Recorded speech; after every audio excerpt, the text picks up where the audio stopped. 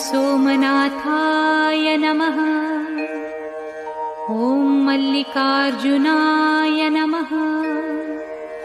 ॐ महाकालेश्वराय नमः।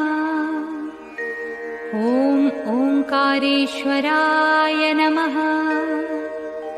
ॐ वैद्यनाथाय नमः। ॐ भीमशंकराय नमः। ॐ रामेश्वराय नमः।